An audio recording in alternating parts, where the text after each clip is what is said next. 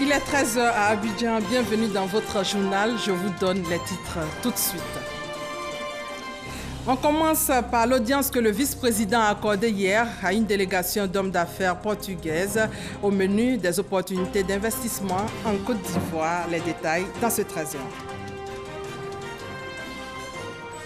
Cours de renforcement gratuit pour tous les élèves et même ceux qui sont en classe d'examen. L'objectif est de relever le niveau scolaire. C'est au lycée moderne Kouy Mamadou de Zouaounien.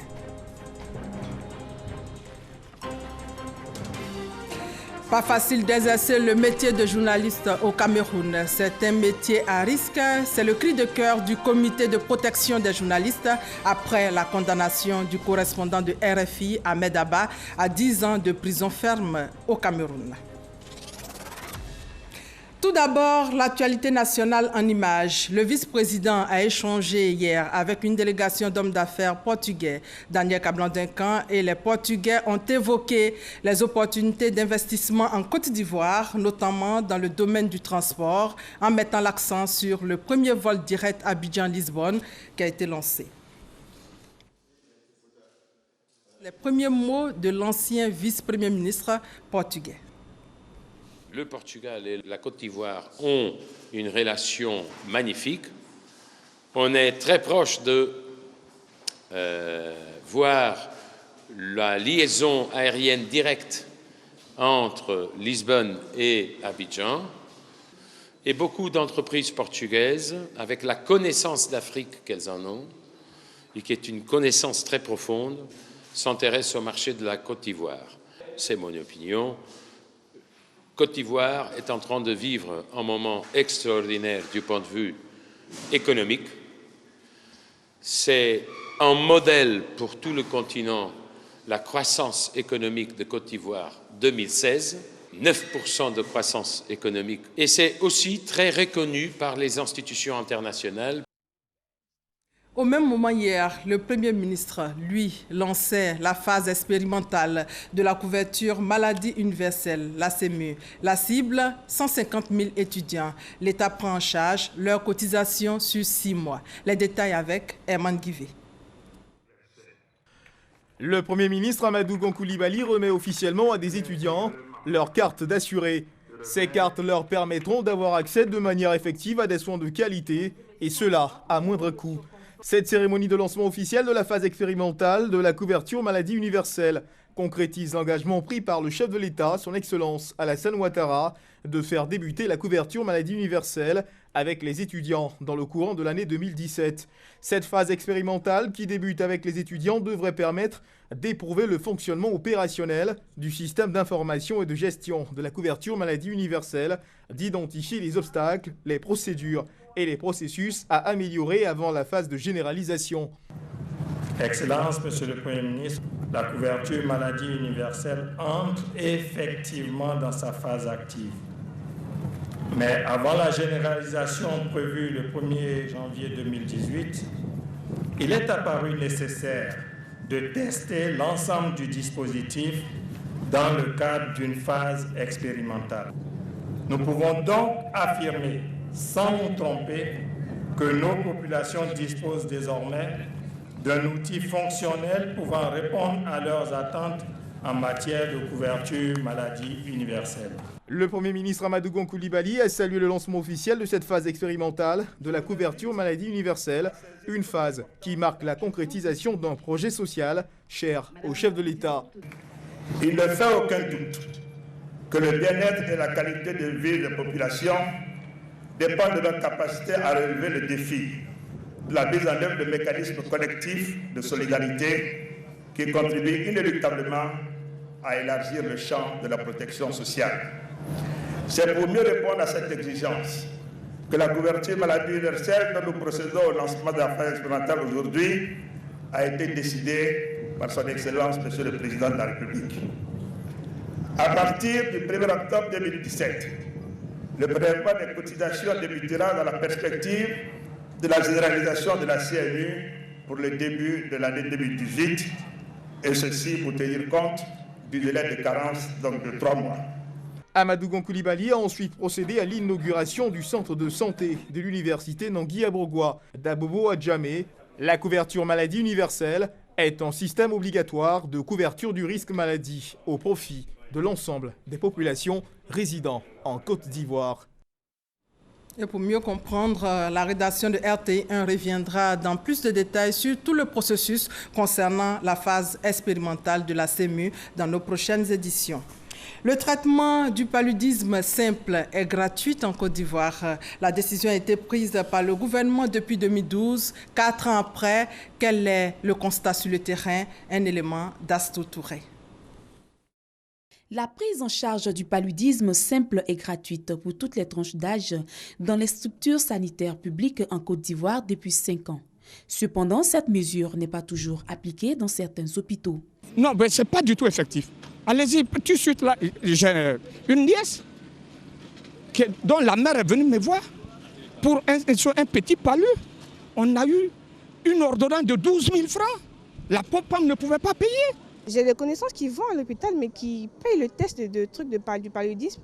Et puis aussi qui payent les médicaments, la consultation et tout ça, c'est payant. Alors qu'on a entendu dire dans la rue que ouais, c'est gratuit, que l'État a déjà mis une loi en vigueur par rapport à ça, mais ce n'est pas appliqué sur le territoire. J'aimerais bien que l'État essaie d'aller un peu sur le territoire pour voir un peu si cette loi-là est appliquée. Désormais, c'est une exigence. Tous les centres de santé sont invités au strict respect de cette mesure. Quand vous allez à l'hôpital, dans un hôpital public, en dehors de la consultation, le ticket de consultation qu'on appelle le ticket modérateur que vous payez, qui n'a rien à voir avec les tests diagnostiques, lorsque vous faites la consultation et que vous avez une fièvre, s'il y a des signes qui apparentent au paludisme, pour confirmer que vous avez le paludisme, ce test-là, il est gratuit. Il y a 2 types de tests. C'est le test de diagnostic rapide qu'on appelle actuellement TDR et nous avons la goutte épaisse. Ces 2 tests-là sont gratuits. Maintenant, lorsque ce test a confirmé que vous avez le paludisme, en ce moment-là, le traitement qu'on vous donne, là, il est gratuit. Le paludisme simple se manifeste par une fièvre le plus souvent. Il n'y a pas de signes de gravité tels que le coma, l'hypoglycémie, l'acidose ou l'anémie. Mais une négligence de la maladie peut entraîner des complications telles que le neuropaludisme, la forme grave du palud. En Côte d'Ivoire, le paludisme est la première cause de mortalité. Le nombre de cas de décès liés à cette maladie est passé de 4 077 à 3 705, soit une baisse de 372 cas de décès en 2 ans. Les personnes les plus vulnérables sont les enfants de 0 à 5 ans et les femmes enceintes. Ils constituent le cœur de cible de cette lutte. Si l'enfant a une fièvre, il faut venir à l'enfant à l'hôpital, l'enfant sera soigné. Il y a un traitement. Aujourd'hui, une femme enceinte peut partir à l'hôpital, une femme enceinte va en consultation prénatale et elle bénéficie du traitement de la SP, asfaltation pyrimétamine, pour protéger son enfant, et cela gratuitement. En cas de non-respect de cette décision, des mesures sont prévues. Si c'est le médicament de paludisme simple qu'on a donné, en ce moment, il doit prendre la pharmacie sans payer. C'est gratuit. Mais si la population se rend compte qu'il n'y a pas l'effectivité de la gratuité dans un centre de santé, on peut descendre sur le terrain pour constater. Et si on constate effectivement que cela est fait, les sanctions seront prises. Les efforts du gouvernement en termes de gratuité dans le traitement du paludisme ont permis de ramener la prévalence hospitalière de 50,17% en 2011 à 33% en 2015, soit une réduction de 17 points en 4 ans. Et comment combattre efficacement le paludisme et la bilharziose?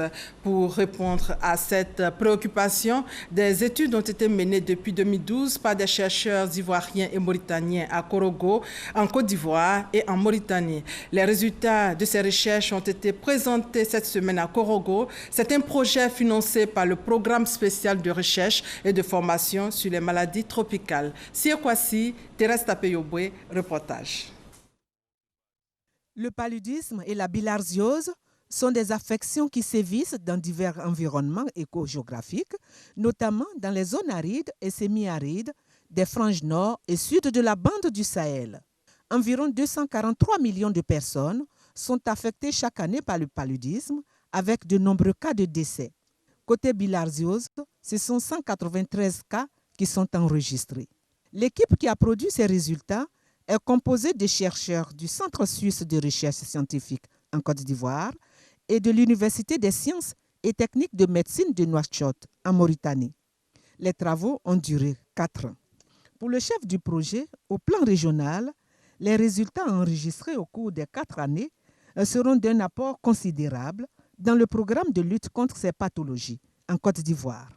La question environnementale de l'accès à l'eau, à l'hygiène et à l'assainissement est un élément clé dans la transmission des maladies. Donc il serait peut-être bon de renforcer ou de mettre en place des cadres de concertation et de travail très rapprochés entre différentes directions qui répondent de ministères différents pour un objectif commun.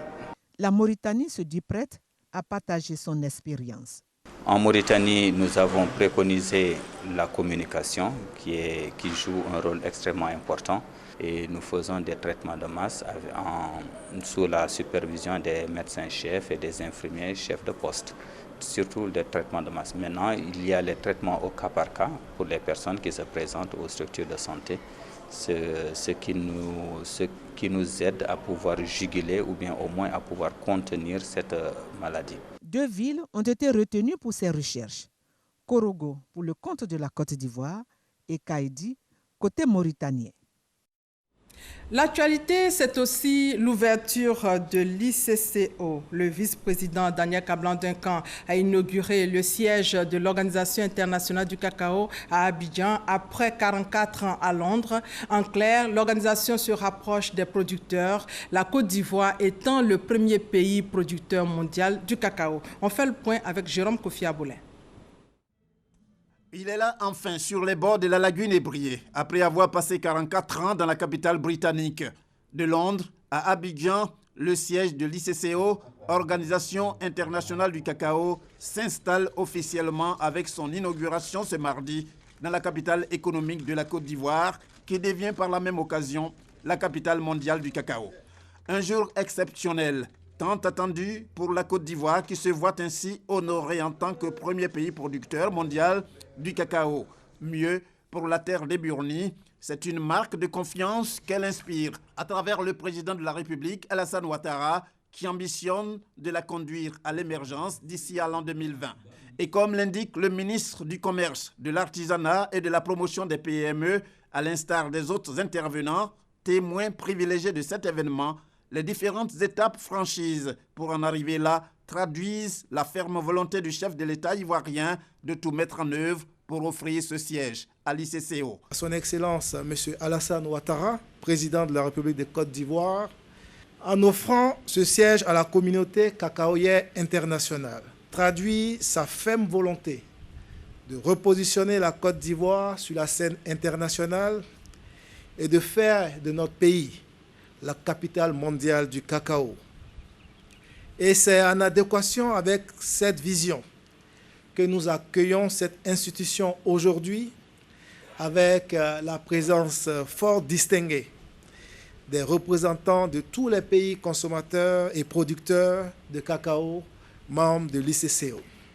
Même son de cloche pour le vice-président Daniel Kablan-Duncan, ajoutant que la présence de l'ICCO à Abidjan répond mieux aux attentes essentielles des producteurs. La Côte d'Ivoire a su renouer, grâce au leadership exceptionnel de son Excellence M. Alassane Ouattara, président de la République, avec la cohésion sociale et la paix, indispensable à un essor économique soutenu, durable et de plus en plus inclusif. C'est sans nul doute ce qui a justifié la confiance de tous les pays membres de l'ICCO qui ont accepté, au cours de la 92e session réunie en septembre 2015 à Londres, au Royaume-Uni, le transfert de son siège à Abidjan. C'est pourquoi la Côte d'Ivoire est aujourd'hui convaincue que la présence de l'ICCO à Abidjan offrira des occasions de mieux appréhender les réalités du terrain et mieux apprécier les attentes essentielles des producteurs dans la perspective des décisions adaptées et des mesures concrètes en vue de l'émergence d'une chaîne de valeur profitable à tous. Les équipes de l'ICCO devront intégrer cette ambition et écrire ainsi de nouvelles lettres de noblesse de notre organisation commune. L'ICCO, c'est 51 pays qui en sont membres, dont 21 exportateurs et 30 importateurs. L'organisation estime que son installation dans un pays producteur comme la Côte d'Ivoire pourra contribuer non seulement à une bonne assistance technique en matière de politique cacaoyère, mais aussi au renforcement des capacités des opérateurs locaux pour une meilleure transparence des marchés. Tout cela à travers l'organisation des événements tels que des conférences, des séminaires ainsi que des ateliers. Et après l'ouverture officielle du siège de l'ICCO à Abidjan, on va chercher à comprendre comment se fixe le prix du cacao sur le marché international. Récemment, le prix Boschan du cacao a connu une baisse passant de 1100 francs CFA à 700 francs CFA. Pourquoi? Les explications de Mahama Traoré. C'est sur les marchés boursiers de Londres et de New York que sont fixés les cours mondiaux du cacao. Londres pour les fèves produites en Afrique subsaharienne et New York pour celles provenant de l'Amérique du Sud. Les acteurs du marché se donnent rendez-vous lors des 5 sessions annuelles de livraison des produits, à savoir les mois de mars, mai, juillet, septembre et décembre. Pour chaque session, le prix arrêté est fonction de la disponibilité du produit. Nous sommes en avril, on va dire qu'il y a une meilleure visibilité sur ce qu'il est possible de livrer au mois de mai. Mais dès le moment où on arrive en juillet, en septembre, en décembre 2017, en mars 2018, l'incertitude grandit. Le risque est donc plus élevé que, étant en avril 2017, nous ne pouvons pas anticiper avec certitude s'il y aura du cacao disponible en mars 2018 et quel volume de cacao il y aura à cette période. Ce sont ces paramètres-là qui rentrent en ligne de compte dans la fixation des cours du cacao. Si les prévisions font état de rupture de la production à une période donnée, les prix flambent. En cas de surproduction, les prix chutent, comme c'est le cas actuellement. Les marchés avaient observé un excès de production de plus de 150 000 de tonnes. Ça, c'est les plus grands surplus de cacao que nous avons recordé depuis le début des rares statistiques sur le marché du cacao. Une fois fixé sur le marché mondial, le prix de commercialisation du cacao peut varier d'un pays à un autre. Vous prenez le Nigeria, le Cameroun, l'Équateur, l'Indonésie par exemple, ils n'ont pas le même système de commercialisation du cacao que la Côte d'Ivoire. Donc dans ces pays-là, on ne peut pas les comparer à la Côte d'Ivoire parce que quand la Côte d'Ivoire a donné son prix, c'est un prix fixe, c'est un prix qui est garanti. Dans les autres pays, il n'y a pas cette garantie. Donc autant il peut le toucher plus aujourd'hui, autant demain ça peut chuter à 2 à 3 fois moins que ce qu'ils ont touché la veille. Donc c'est des politiques qui sont spécifiques au pays. De 3 500 $ il y a 4 ans, la tonne du cacao est actuellement vendue à environ 1 900 $ sur le marché mondial. L'ICCO, Organisation internationale du cacao, précise qu'elle n'a pas vocation à fixer les prix, sauf à fournir aux acteurs les données statistiques sur la production et la consommation de l'or brun à l'échelle mondiale. La Haute Autorité pour la bonne gouvernance en campagne de prévention et de lutte contre la corruption et les infractions assimilées. Première étape de cette campagne nationale de sensibilisation, Korogo, la capitale de la région du Poro. On fait le point avec Léon Brou. La corruption et les infractions assimilées encore dans les mœurs ivoiriennes au regard du classement du pays au Millennium Challenge Corporation, en abrégé MCC. Concernant l'indicateur contrôle de la corruption, la note de la Côte d'Ivoire publiée par le MCC sur la période 2011 et 2015 est passée de 23 sur 100 à 88 sur 100. Cette note est passée à 81 sur 100 en 2016, soit un recul de 7 points. Intensifier le combat contre la corruption et les infractions assimilées, cette gangrène de l'économie et du développement, sens de cette sensibilisation du corps préfectoral, des directeurs régionaux et départementaux, des élus locaux et de la société civile du Grand Nord. Les actes de corruption et les peines y afférentes sont expliqués. Idem pour le dispositif de lutte contre le phénomène, notamment la déclaration de patrimoine, la dénonciation, la protection des dénonciateurs et la saisine de l'autorité compétente. Une démarche pour former la coalition nationale contre la corruption avec pour pilier les présents auditeurs et c'est de bonne guerre selon le corps préfectoral pour qui la corruption procède souvent d'abus de pouvoir ou d'autorité. A sanctionné ces 2 jours de sensibilisation, la création du comité d'intégrité et de la plateforme anticorps de Korogo, ces relais locaux de prévention et de lutte contre la corruption et les infractions assimilées. Au niveau de l'enseignement supérieur, le département de psychologie de l'université Félix Houphouët-Boigny a lancé le master professionnel management et psychologie des organisations, une réforme qui permettra de mettre en adéquation la formation et le marché de l'emploi. Les détails avec Frédéric Oulaï et Patricia Oumouetia. Le Master professionnel Management et Psychologie des organisations est un diplôme supérieur du 3e cycle qui donne à l'étudiant une aptitude professionnelle et le rend opérationnel en entreprise. Avec ce master, c'est une aubaine pour nous les étudiants, pour notre insertion professionnelle. Avoir une formation pratique de qualité surtout et pour nous permettre ensuite de parfaire nos connaissances acquises, c'est-à-dire nos formations initiales qu'on a reçues à l'université, et être sur le marché de l'emploi sans problème. La formation dure 2 ans pour les titulaires d'une licence et 1 an pour les détenteurs d'une maîtrise. L'accès à la formation se fait après étude de dossier et seuls les meilleurs sont sélectionnés. L'université a pour mission de faire en sorte que les diplômés qui sortent puissent avoir un emploi. Et donc, si nous voulons aller dans cette démarche, il est bien entendu évident que nous avons le devoir de faire des formations qui sont arrimées sur la professionnalisation. L'érection du master professionnel management et psychologie des organisations est de faciliter l'insertion socio-professionnelle de nos étudiants qui jusqu'ici, à défaut d'une telle formation, se voient comme obligés d'aller en doctorat. Le diplômé en master professionnel management et psychologie des organisations a aussi la possibilité de s'engager dans la recherche universitaire, en communication, en relations humaines et culture d'entreprise. Destination Zoonien, où le lycée moderne Kouy Mamadou initie des cours de renforcement gratuits pour les élèves des classes d'examen de la ville. Ces cours se déroulent les mercredis après-midi et les samedis matins, une initiative appréciée par les élèves et parents d'élèves. Le constat d'Ève Bouy. Lycée moderne Kouy Mamadou de Zoonien, mercredi après-midi et des élèves en plein cours. Des heures mises à profit pour remonter le niveau des apprenants des classes de 3e et terminale de tous les établissements secondaires de la ville. Une initiative du proviseur du lycée Kouy Mamadou. Vu le niveau très bas des élèves, au premier trimestre que nous avons constaté, et vu encore les perturbations occasionnées par les différentes grèves, j'ai jugé opportun que les enseignants se joignent à moi et que ces enfants soient encadrés de manière gratuite les mercredis soirs et les samedis matins. Avec des enseignants d'ici et d'ailleurs qui ont adhéré au projet. J'enseigne au lycée Auguste Miron de Bengoulou. Je parcours plus de 20 km pour enseigner ces élèves.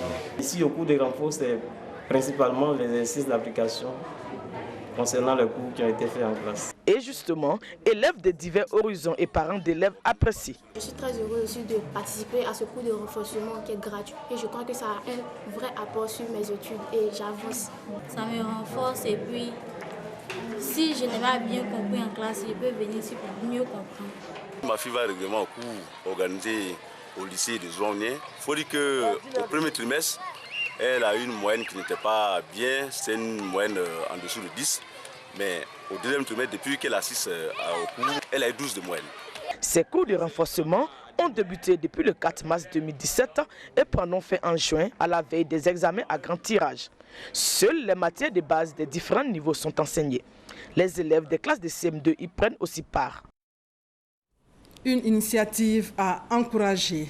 École, cantine, centre de santé, bref, des réalisations de la mutuelle de développement de Ngolo-Dougou dans la sous-préfecture de Taféré, dans la région du Hambol. Il s'agit pour la mutuelle de mener des actions pour le bien-être des populations de la région. Le point avec Kader Sogodougou. Ngolo-Dougou, village de la sous-préfecture de Taféré, veut répondre aux exigences des localités modernes.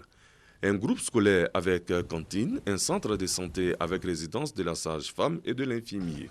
Des infrastructures de base à l'actif à des cadres du village réunis au sein de la MUDEGO, mutuelle de développement d'Ngolo-Dougou. Depuis 1997, cette mutuelle œuvre pour l'amélioration du cadre de vie des populations rurales. La nouvelle équipe dirigeante entend poursuivre cet élan de développement. Notre vision est d'assurer le bien-être des populations du village dans l'équité, la solidarité, afin d'aboutir à une cohésion sociale harmonieuse. L'autonomisation de la femme rurale est également l'une des priorités de la MUDEGO. On a déjà fait la formation à la comptabilité simplifiée, comment monter des projets et comment encadrer ces femmes regroupées en organisations féminines. Le ministre des Transports, Amadou Kone, a tenu à soutenir cet instrument de développement avec l'investiture du nouveau bureau. La dégradation des routes demeure la préoccupation majeure des populations de Ngolodougou. Le ministre des Transports rassure. Je voudrais vous assurer, et cela au nom du gouvernement, donc la route sera réparée, l'entreprise est connue, la reprise des travaux donc sera effective incessamment. Le ministre des Transports a été fait fils du village. Il a également invité le peuple tagbana à toujours faire confiance à la politique de développement du président Alassane Ouattara. En culture, le Festival des musiques urbaines d'Anmambo a ouvert ses portes hier à Abidjan. C'est la 10e édition au programme Action sociale et concerts. Ambiance et commentaires, Issaïo. Ouverture du FEMUA 10 à Anmambo, village situé dans la commune de Marcory. Pendant 5 jours, les populations abidjanaises vont vivre au son, au rythme de leurs artistes préférés et des conférences, notamment sur les questions de l'emploi jeune et du changement climatique. La problématique du réchauffement de la planète est une question qui se pose avec acuité depuis des années. L'Afrique tout entière pollue moins que l'État du Texas. Les conséquences du réchauffement climatique impacteront plus l'Afrique que tout le reste du monde entier. Si pour le ministre Sidi Tchimoko Touré, le FEMUA est une lucarne pour sensibiliser les jeunes sur la question de l'emploi, les ministres Anne Désiré Ouloto et Maurice Bandama saluent le choix du thème relatif au réchauffement climatique. La lutte contre les changements climatiques, qui est une priorité pour le gouvernement, est un défi mondial au regard des nombreuses conséquences de ce phénomène. Madame la ministre, vous avez à travers les artistes, à travers les hommes de culture, les meilleurs avocats pour faire changer les comportements.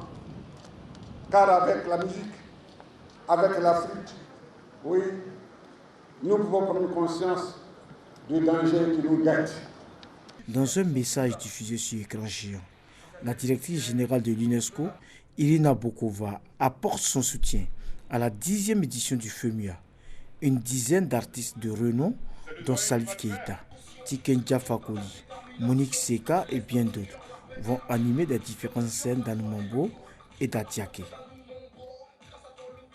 Hors de nos frontières, au Cameroun, Ahmed Abba, condamné à 10 ans de prison. Il a été reconnu coupable de non-dénonciation d'actes de terrorisme et de blanchiment d'actes de terrorisme. Une décision qui confirme la difficulté d'exercer le métier de journaliste au Cameroun. Le pays est 126e sur 180 au classement 2016 de la liberté de la presse établi par Reporters sans frontières. Aujourd'hui, selon le comité de protection des journalistes, au moins 6 autres reporters seraient détenus dans le pays après avoir été arrêtés pour la plupart en début d'année. Les journalistes se mobilisent donc. Ils dénoncent la condamnation du correspondant de RFI au Cameroun. La France rend hommage aux policiers tués sur les Champs-Élysées. François Hollande demande aux élus de demain de donner aux forces de l'ordre les moyens nécessaires pour assurer la protection des Français. Michel Digré.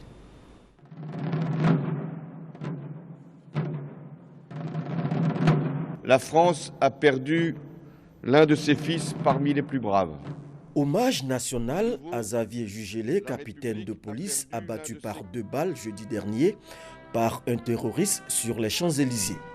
La France est émue par le drame, avec elle la famille et les proches de la victime. Lorsque sont parus les premiers messages informant les Parisiens qu'un événement grave était en cours sur les Champs-Élysées et qu'un policier avait perdu la vie, une petite voix m'a dit que c'était toi.